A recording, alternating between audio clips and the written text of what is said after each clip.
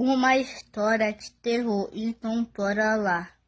Era uma tuca capa. Ele tava tentando pôr carinha de leite. E aí, então era tomando pessoa pra se ter leite. E aí uma pessoa tem um tiro na cara dele e outro no pau dele. Entendeu? No pau dele não. Ele vai na cara dele.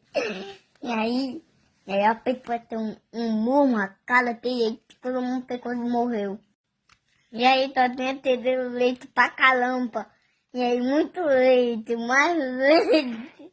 E é muito leite até então copo. E aí, toda vez, então ela colocando esse vermelho. E aí acabou a história. Tchau.